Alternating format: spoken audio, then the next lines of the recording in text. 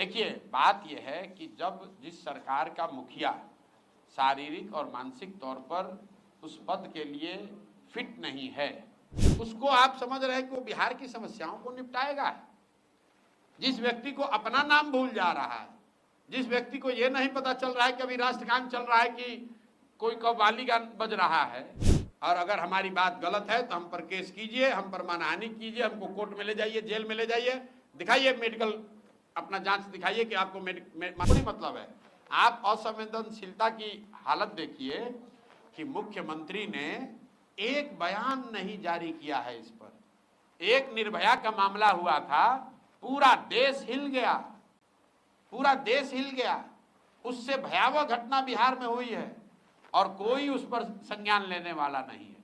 PMCH के superintendent को हटा दिए, बस बात हो गई। भाई हमसे क्या सामना करेंगे? हमारे आपने अगर सामना देखा ही होगा, प्रशांत किशोर उनके अफसर से डरने वाला, नीतीश कुमार से डरने वाले नहीं, तो नीतीश कुमार के अफसर से हम डरेंगे? देखिए, बात यह है कि जब जिस सरकार का मुखिया शारीरिक और मानसिक तौर पर उस पद के लिए फिट नहीं है तो यही होगा।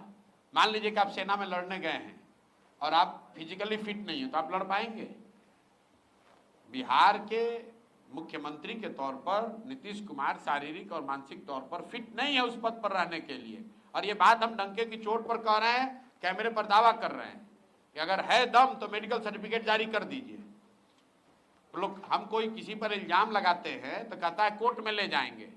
हम नीतीश कुमार में दम है तो हमको कोर्ट में ले चले कि वो मानसिक तौर पर स्वस्थ है। हम कह रहे हैं कि मानसिक तौर पर ये आदमी स्वस्थ नहीं है, गंभीर बीमारी इनको है, और अगर हम गलत बोल रहे हैं तो हमको कोर्ट में ले चलिए, मानहानि कीजिए, हम पर केस कीजिए।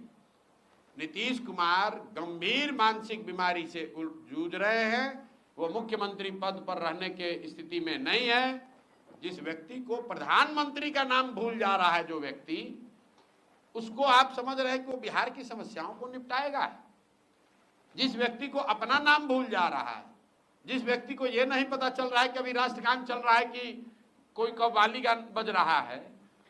आप बताइए, किसी सामान्य परिवार का लड़का, अगर आपका बच्चा टीचर होता है, उसकी फिजिकल फिटनेस जांच होती है, उसका मेडिकल होता है, बिना मेडिकल के, बिना फिजिकल के टेस्ट के आपको नौकरी मिल सकती है।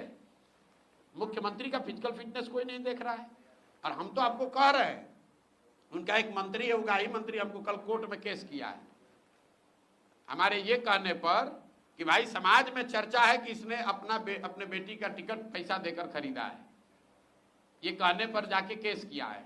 तो भाई मुख्यमंत्री को सीधे कह रहे हैं कि आप मानसिक तौर पर बीमार हैं, स्वस्थ नहीं हैं, और अगर हमारी बात गलत है तो हम पर केस कीजिए, हम पर मानहानि कीजिए, हमको कोर्ट में ले जाइए, जेल में ले जाइए, दिखाइए मेडिकल अपना जांच दिखाइए कि आपको मानसिक रोग है कि नहीं है, मानसिक तौर पर आप अस्वस्थ है कि नहीं है, दिखाइए। अगर नहीं है तो कल आप हम पर केस कीजिए। इसमें डरने की क्या बात है?